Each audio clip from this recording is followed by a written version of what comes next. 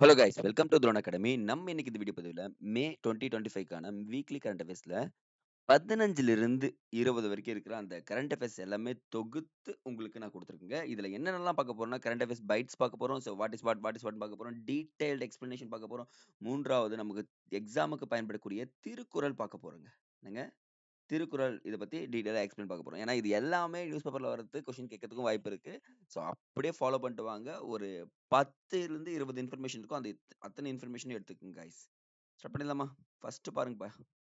சர்வதேச குடும்ப தினம் மே 15 சொல்லியிருக்காங்க. எப்பவுமே டேஸ் வச்சு கொஸ்டின்ஸ் இருக்கும். அப்போ சர்வதேச குடும்ப தினம் வந்து பார்த்தீங்கன்னா, மே 15 ஞாபகம் வச்சுக்கங்க. 2025ஆம் ஆண்டிற்கான இந்த தினத்திற்கு அந்த மைய கருத்துரு அப்படின்னு சொல்லக்கூடியதுங்க. Family oriented policy for sustainable development towards the second world summit for social development அப்படின்னு கொடுத்துருக்காங்க. ஸோ நீங்கள் ஒன்றும் இல்லை, இது கீவேர்டு பார்த்தீங்கன்னா family oriented policies sustainable development, தற்சார்பா வந்து முன்னேறணும் அப்படின்னு சொல்லிட்டு சொல்லியிருக்காங்கப்பா. அது மட்டும் தான் இந்த இடத்துல நீங்க ஞாபகம் வச்சுக்கணுங்க. நெக்ஸ்ட்டுங்க, ஆகம கோயில்களை அடையாளம் காண்பதற்காக ஒரு குழு அமைக்கப்பட்டிருக்கு. அந்த பார்த்தீங்கன்னா சொக்கலிங்கம் தலைமையில் ஒரு குழுங்க. சரி, நீங்க ஞாபகம் வச்சுக்கோங்க. ஆகம கோயில்களை ஆகம விதிப்படி அமைக்கணும் அப்படின்னு சொல்லிட்டு சொல்லுவாங்க தெரியுங்களா? அத அடையாளம் காண்றதுக்காக சொக்கலிங்கம் தலைமையில் ஒரு குழு அமைக்கப்பட்டிருக்கு அப்படின்னு சொல்லிட்டு சொன்னாலே போதுங்க. நெக்ஸ்ட்டுங்க, ஒலிம்பிக்கில் தங்கப் பதக்கம் வென்ற நீரஜ் சோப்ராவிற்கு பிராந்திய ராணுவத்தில் லெப்டினன்ட் கர்னல் அப்படின்ற கௌரவ பதவி வழங்கப்படுகிறது அப்படின்னு சொல்லிட்டு சொல்லியிருக்காங்க. லெப்டினன்ட் கர்னல் என்ற கௌரவ பதவி கொடுத்திருக்காங்க. நெக்ஸ்ட், தீவிரவாதிகளுக்கு எதிராக காஷ்மீரில் ஆபரேஷன் கெல்லர். நோட் பண்ணுங்க guys, இதுதான் கேட்கறதுக்கு வாய்ப்பு இருக்கு. ஆபரேஷன் கெல்லர் யாரால் நடத்தப்படுகிறதுனா இந்திய ராணுவ நடவடிக்கைங்க. ஸோ இந்த இந்திய ராணுவத்துல என்ன பண்றாங்க, எங்கெல்லாம் காஷ்மீர்ல தீவிரவாதிகள் இருக்காங்களோ அவங்களெல்லாம் கண்டுபிடிச்சு அரெஸ்ட் பண்றாங்க guys. நெக்ஸ்ட், உலக உயர் அழுத்த ரத்த தினம். 17 வயசாகி காலேஜ் போனாலே உயர் ரத்த அழுத்தம் வந்துருங்க. ஓகேவா? 17 வயசாகி காலேஜ் போனாலே என்ன ஆயிடும், உயர் ரத்த அழுத்தம் வந்துரும் அப்படின்னு சொல்லிட்டு இப்போ சொல்றாங்க guys. நோட் பண்ணிக்கங்க. இதுக்கான கருப்பொருளுங்க இந்த இடத்துல வச்சுங்க. இதுக்கான கருப்பொருள் பார்த்தீங்கன்னா, measure your blood pressure accurately, control it, live longer அப்படின்னு சொல்லிட்டு கொடுத்துருக்காங்க. ஸோ இந்த இடத்துல இதுதான் நீங்க எழுதணுங்க.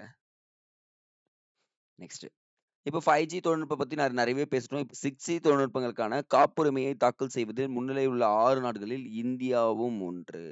ஸோ இப்போ என்ன உங்களுக்கு கமெண்ட் செக்ஷன்ல பண்ணா அந்த முதல் 5 நாடுகள் அப்படியே கமெண்ட் பண்ணுங்க பார்க்கலாம்.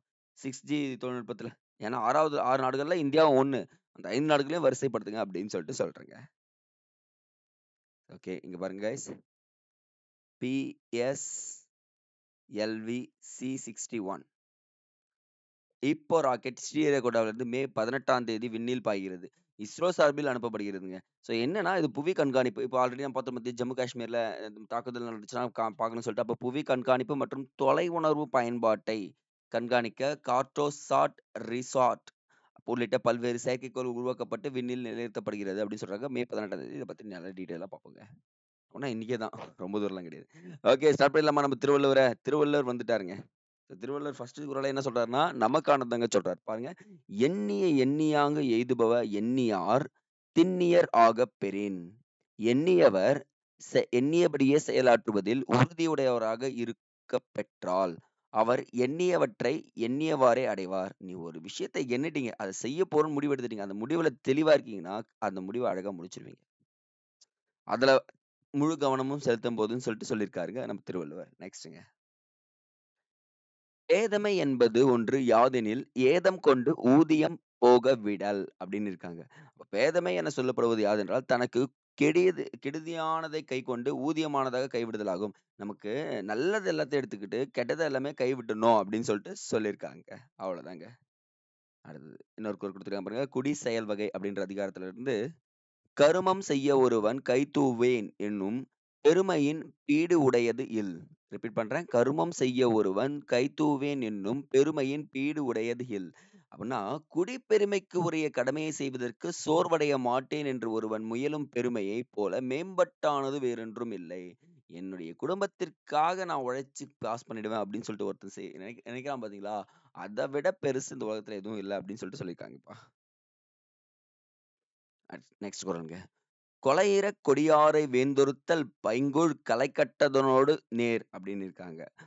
அப்போ அந்த கொடியவர் சிலரை கொலை தண்டனையால் அரசன் ஒருத்தல் பயிரை காப்பாற்ற களை களைவதற்கு நிகரானதுன்றாங்க. அப்பன்னா ஒண்ணும் இல்ல. அந்த கொடியவரை மரண தண்டனை குடுக்கறதும், பயிர்ல இருக்க களை எடுக்கறதும் ஒண்ணுன்னு சொல்லிட்டு சொல்றாங்க. அது செங்கோன்மை அதிகாரத்துல அரசனுடைய கடமைன்னு சொல்லிட்டு சொல்லியிருக்காங்க கைஸ். இது 4 திருக்குறள்ல இருந்து கேட்டாலும் அழகா நீங்க அட்டெண்ட் பண்ணிடலாம். நெக்ஸ்ட்ங்க. பெண் காவலர்களை போற்றி தமிழக அரசு சில விஷயங்கள் சொல்லியிருக்காங்க. நம்ம தமிழகத்தில் 1973ஆம் ஆண்டு கருணாநிதி அவர்களால் ஆட்சியில் தான் முதலாக 22 பெண் காவலர்கள் பணிக்கு தேர்வு செய்யப்பட்டனர் அப்படின்னு சொல்லிட்டு சொல்றாங்க. தற்போது நாட்டிலேயே அதிக பெண் காவல்துறையினர் பணிபுரிவது வந்து பார்த்தீங்கன்னா, நம்ப இந்தியா நம்ப தமிழ்நாட்ல தான் அப்படின்னு சொல்லிட்டு சொல்றாங்க. ஸோ இது வந்து என்ன பண்றாங்க பார்த்தீங்கன்னா, தமிழ்நாட்ல முக்கியமா பெண் காவலர்கள் அதிகமா இங்க பணியாற்றிட்டு இருக்காங்க. அது வந்து ஒரு மிகப்பெரிய பெருமைன்னே சொல்லிட்டு சொல்றாங்கப்பா. நெக்ஸ்ட் மகளிர் சக்தி உதவி எண் வந்து பார்த்தீங்கன்னா, உத்தரப்பிரதேச மாநிலம் வந்து பார்த்தீங்கன்னா, நெறைய செயல்படுத்திட்டு வருது மகளிருக்காக. அப்போ மகளிர் சக்தி உதவி எண் 1090 அப்படின்னு சொல்லிட்டு குடுத்துருக்காங்கப்பா. இது வந்து பார்த்தீங்கன்னா, நாடு முழுவதும் இப்ப என்ன ஆயிடுச்சு, செயல்படுத்தப்பட்டு வருகிறது அப்படின்னு சொல்லிட்டு சொல்றாங்க. நெக்ஸ்ட் 2025ஆம் ஆண்டில் அதிகம் பேசப்படு முதல் 10 மொழிகள் பார்த்தீங்கன்னு வச்சுக்கோங்களேன், ஃபர்ஸ்ட் இடத்துல யார் இருக்காங்கன்னா, ஆங்கிலம் தாங்க. ஆங்கிலம் தான் வந்து பார்த்தீங்கன்னா, நெறைய பேர் பேசுறேன்னு சொல்லிட்டு சொல்லியிருக்காங்க. கிட்டத்தட்ட 23 மொழிகள் மட்டும் தான் தகவல் தொடர்புக்கு அப்பன்னா நம்ம பேசிக்கிறதுக்கு பயன்படுத்துறாங்களாம். அதுவே பாருங்க 2வதா ஒரு மொழி என்னன்னா, அவங்கவங்க தாய்மொழியில பேசிக்கிறாங்களாம். ஃபர்ஸ்ட் மொழி ஆங்கிலம் பேசினாலும், 2வது அவங்க தாய்மொழியில அதிகமா பேசுறேன்னு சொல்லிட்டு சொல்லியிருக்காங்க. அப்போ உலகளாவிய முதல் 20 இடங்களில் 5 இந்திய மொழிகள் இருக்குன்னு சொல்லிட்டு சொல்றாங்க பாருங்க. அப்போ ஹிந்தி 3வது மொழி. ஃபர்ஸ்ட் ஆங்கிலம்னா 3வது ஹிந்தி. அப்போ 2 என்ன சார் அப்படின்னு பார்த்தீங்கன்னா, சைனீஸ் மொழிங்க. சைனா மொழி வந்து பார்த்தீங்கன்னா, 2 உலக அளவில பேசப்படுகிறது. அடுத்தது வங்காளம் 7வது இடத்துல இருக்குங்க. உருது 11வது இடத்துல இருக்கு. மராத்தி 16வது இடத்துல இருக்கு. தெலுங்கு 18வது இடத்துல இருக்கு அப்படின்னு சொல்லிட்டு சொல்றாங்க. ஸோ உலக அளவில பேசப்படும் மொழிகள்ல என் வரிசையில கேட்பாங்கப்பா. ஸோ நோட் பண்ணி வச்சுக்கங்க. நெக்ஸ்ட்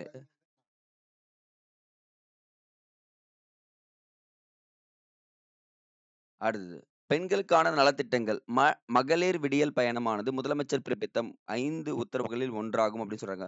பெண்களுக்காக நெறைய திட்டங்கள் கொண்டு வந்திருக்காங்க. அது அப்படியே செக்ரிகேட் பண்ணி நியூஸ் பேப்பர்ல குடுத்துருக்காங்க. அத நான் குடுத்துறேன் பாருங்க.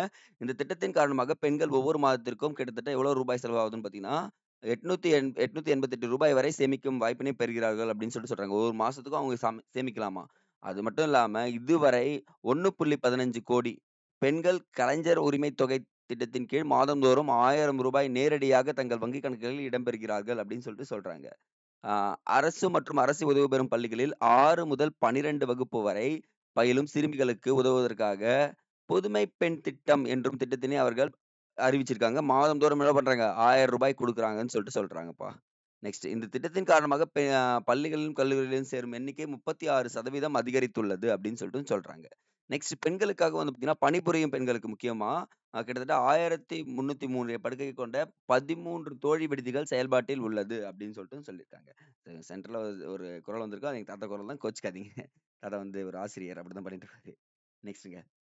டி3 திட்டம் மத்திய பிரதேசம் அப்படின்னு குடுத்துருக்காங்கப்பா. சார் அது என்ன சார் டி3 திட்டம்? மத்திய பிரதேசத்துல 2 பழங்குடியின மக்கள் இருக்காங்க. தட்ஸ் மீன் அந்த பழங்குடியினர்கள் உங்களுக்கு எக்ஸாம்ல கேட்கறதுக்கு வாய்ப்பு இருக்குங்க. இது டைரக்ட்டா குடுத்துருக்காங்க. ஜபுவா, அலி ராஜ்பூர் ஆகிய மாவட்டங்களில் பில் மற்றும் பிலாய் பழங்குடியினர்கள். நோட் பண்ணுங்க கைஸ். மத்திய பிரதேசத்துல பில் மற்றும் பிலால் பழங்குடியினர் அதிகமா வாழ்றாங்க. இவங்க என்னன்னா 3டி திட்டம் வந்து தொடங்கியிருக்காங்க இந்த இடங்கள்ல. என்னன்னா, இவங்க திருமணம் செய்யும்போது தஹேஜ் வரதட்சணை வாங்குவாங்களாம். தாரூர் மது குடுப்பாங்களாம். அப்புறம் டிஜே இசை போன்ற அதான் 3டி அப்படின்னு சொல்லிட்டு சொல்லுவாங்கப்பா. ஸோ இது செலவிதற்காக தனியார் கிட்ட போய் கடன் வாங்குறாங்களாம். கடன் நெருக்கடியில சிக்கிட்டு என்ன பண்ணிடுறாங்களாம், அவங்க பழங்குடியின மக்கள ஒரு ஸ்டேஜ்க்கு மேல அந்த இடத்துல இருந்து விரட்டி அடிச்சுடுறாங்க. அவங்க தற்கொலையும் பண்ணிக்கிறாங்களாம். இதை காப்பாற்றுவதற்காக என்ன பண்ணியிருக்காங்கன்னா, இந்திய அரசு 3டி திட்டத்த குடுத்துருக்காங்கப்பா. ஸோ என்ன பண்றாங்க பார்த்தீங்கன்னா, அவங்களுக்கு ஒரு ஸ்கீம் மாரி குடுத்து ஃபண்ட் குடுக்குற மாரி பேசியிருக்காங்க. ஏழை குடும்பங்களுக்கு. ஆனா பாருங்க, கிட்டத்தட்ட அந்த குடும்பங்கள்ல வரதட்சணை, மதுபானம், டிஜே இசைக்காக 1 5 லட்சம் வரை செலவிட வேண்டியிருந்ததாங்க. ஸோ இதற்காகவே என்ன பண்ணியிருக்காங்க நம்ப இந்தியன் கவர்ன்மெண்ட் குடுத்துருக்காங்க. ஒரு நல்ல விஷயம் தாங்க. ஏன்னா அது வந்து பார்த்தீங்கன்னா, அந்த பழங்குடியினர்களை காப்பாற்ற வேண்டியது இந்திய அரசுடைய கடமை தான். பில் மற்றும் பிலால் அப்படின்றத தெரிஞ்சுக்கினா போதும். உலகின் மிகவும் மாசுபட்ட நாடுகள் வந்து பார்த்தீங்கன்னா, 2024, 25ல அறிக்கையின்படி, தெற்காசியா தொடர்ந்து முன்னிலையில் உள்ளது. நம்ம தெற்காசியா இருக்கிற நாடுகள் தான் இருக்காங்க. அதிலும் முக்கியமா சாட் முதலிடத்திலும், வங்கதேசம் 2வது இடத்திலும் இருக்குங்க. பாகிஸ்தான் 3வது இடத்துல இருக்கு. இந்தியா 5வது இடத்துல இருக்குங்க. இதுதான் விஷயங்க. சாட்ன்றது ஒரு நாடு ஃபர்ஸ்ட் இடத்துல, ரொம்ப மாசுபட்ட நாடுகள் பட்டியல்ல 2வது இடத்துல. 5வது இடத்துல யார் இருக்காங்க? இந்தியா இருக்குன்னு சொல்றாங்க. ஸோ அப்ப சார் மாசு இல்லாத நாடுகள்ல ஐஸ்லாந்து ஃபர்ஸ்ட், ஃபின்லாந்து 2ண்டு, ஸ்வீடன் 3டு, நார்டிக் நாடுகள் அப்படின்னு சொல்லுவாங்க. அது வந்து பார்த்தீங்கன்னா, அடுத்தடுத்த இடங்கள்ல இருக்கிறது அப்படின்னு சொல்றாங்க. ஸோ நம்ம ஐஸ்லாந்தும், ஃபின்லாந்தும் நெறைய இடத்துல வந்திருக்குங்க. ஸோ நோட் பண்ணி வைங்க காய்ஸ். நெக்ஸ்ட். மாணவர்களுக்கு ஆங்கில மொழி திறனை மேம்படுத்த புதிய முன்னெடுப்புகள் அப்படின்னு சொல்லிட்டு குடுத்துருக்காங்க. ஸோ இந்த ஆர்டிக்கல்ல வந்து பார்த்தீங்கன்னா, நெறைய இருந்துச்சு. நான் என்ன பண்ணிட்டேன், ஷார்ட் பண்ணிட்டேன். தமிழகத்தில் அரசு பள்ளியில் பயிலும் மாணவர்கள் தமிழ், ஆங்கிலம், கணிதம் மற்றும் அறிவியல் பாடங்கள் அடிப்படையில் திறன் மேம்படுத்துவதன் நோக்கில் திறன்கள் என்ற திட்டம் நடைமுறைப்படுத்தப்பட்டு வருகிறது. அப்ப திறன்கள் திட்டம்னு சொல்லிட்டு எதனோட தொடர்புனா தமிழ், ஆங்கிலம், கணிதம், அறிவியல் பாடங்களை அடிப்படையில் மேம்படுத்தும் நோக்கில் கொண்டு வரப்பட்டதுன்னு சொல்றாங்க. ஆனா வந்து பார்த்தீங்கன்னா, அ ஒரு இடத்துல இது லேக் ஆகுது அப்படின்னு சொல்லிட்டு சொல்லியிருக்காங்க. 2வது பாருங்க, மொழி வள வங்கி அப்படின்னு குடுத்துருக்காங்க இந்த ஆர்டிக்கல்.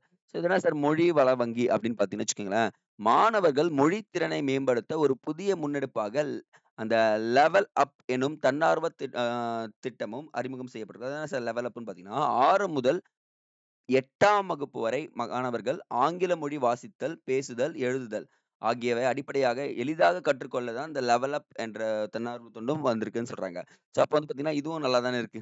ஸோ மக்கள் என்ன பண்ணலாம் நம்ப இதனால பள்ளிக்கூடங்களில் மாணவர்களின் எண்ணிக்கையை அதிகரிக்கலாமா? அதுதான் இங்க சொல்லியிருக்காங்க கைஸ். நெக்ஸ்ட். ஓகே. ஆ தொழில்நுட்ப கோளாறு இலக்கை எட்டாத பிஎஸ்எல்வி C61 நம்ம ஆல்ரெடி 18ஆம் தேதி ஏவ போறோம்ன்னு சொல்லியிருந்தோம். என்ன ஆயிடுச்சுன்னா, அது ஃபர்ஸ்ட் ஸ்டேஜ், 2ண்ட் ஸ்டேஜ், 3ர்ட் ஸ்டேஜ்ன்னு இருக்கும். ஃபர்ஸ்ட் வின் பண்ணிச்சு, 2ண்ட் வின் பண்ணிச்சு, 3ர்ட்ல ஃபெயிலியர் ஆயிடுச்சுங்க. ஓகே. பட் நமக்கு இந்த ஃபெயிலியர் ஆனது பிரச்சனை கிடையாது. நம்ம திருப்பி எழுந்துச்சு நிப்போம் அப்படின்றது எல்லாருக்குமே தெரியும். பட் நீங்க தெரிஞ்சுக்க வேண்டியது நாராயணன் இது தெரிவிச்சார். நாராயணன் யாருன்னா இஸ்ரோடைய தலைவர் அப்படின்றது தெரிஞ்சுக்க. ஆனா இதுக்கு முன்னாடி இந்த மாரி ஃபெயிலியர் இருக்குன்னா ஆயிருக்குங்க. IRNSS H1 என்ற வழிகாட்டி செயற்கைக்கோளுடன் 2017ல் அனுப்பப்பட்ட PSLV C39 ராக்கெட் தொழில்நுட்ப கா கோளாறு காரணமாக இலக்கை சென்றடையவில்லை அப்படின்னு சொல்றாங்க. அப்போ அந்த இடத்த கேட்கலாமா? ஃபெயிலியர் ராக்கெட்ஸ்ன்னு சொல்லிட்டு கேட்டாங்கன்னா, PSLV கேட்க மாட்டாங்க. பட் ஆனா நீங்க தெரிஞ்சுக்கங்க. நீங்க மெயின்ஸ் எழுதுறப்போ உங்களுக்கு உதவும் அப்படின்றத சொல்றேங்க. நெக்ஸ்ட். உப்பை குறைத்தால் உயிர் காக்கலாம் அப்படின்னு சொல்றாங்க. ஐய்யயோ! என்னங்க தொப்பை குறைத்தால் உயிர் காக்கலாம் படிச்சிருக்கோம். ஆனா உப்பை குறைத்தால் உயிர் காக்கலாம் அப்படின்னு சொல்றாங்க. காக்கலாம்ன்ட்டு. அப்போ ஒண்ணும் இல்லைங்க. உலக உயர் ரத்த அழுத்த தினம் விழிப்புணர்வு மே 15ங்க. ஏன்னா, ஒரு நாளைக்கு சராசரியா 5 கிராம் உப்பு தான் நம்ப எடுத்துக்க சொல்லியிருக்காங்க. அந்த அளவுக்கு எடுத்துட்டீங்கன்னா, உங்க ஹெல்த் நல்லா இருக்கும்னு சொல்லியிருக்காங்க. என்னன்னா, இந்த காந்தி இருக்காரு தெரியுங்களா? கடைசி ஒரு கடைசி காலத்துல அவருக்கு வந்து பாத்தீங்கன்னா ஆ உப்போட அளவு ரொம்ப, ரொம்ப கம்மி. இந்த உயர் ரத்த அழுத்தமும் கம்மி. எல்லாமே பெர்ஃபெக்ட்டா வச்சிருந்தாரு. ஒரே ஒரு காரணம் தாங்க அதுக்கு. அவர் கடைசி காலத்துல நடைப்பயணம் மேற்கொண்டாருங்க. இந்தியா முழுவதும் நடந்தாருங்க. ஸோ அப்ப என்ன சொல்றாங்கன்னா, இங்க நடைப்பயணம் மேற்கொள்றவர் எல்லாருக்குமே என்ன பண்றாங்கன்னா, இந்த நடைப்பயணம் எல்லாருக்குமே இந்த உயர் ரத்த அழுத்தமா இருக்கட்டும், உப்பு சர்க்கரை இருக்கட்டும், சர்க்கரை நோயா இருக்கட்டும் எல்லாமே முடியும் அப்படின்னு சொல்றாங்க. ஸோ இந்த இடத்துல நோட் பண்ணி வைங்க. உயர் ரத்த அழுத்தம்ன்றது ரொம்ப, ரொம்ப இம்பார்ட்டன்ட்ங்க. நெக்ஸ்ட்ங்க. வேளாண்மை மீன் வளத்தில் தமிழகம் முதலிடம் அப்படின்னு சொல்லியிருக்காங்க.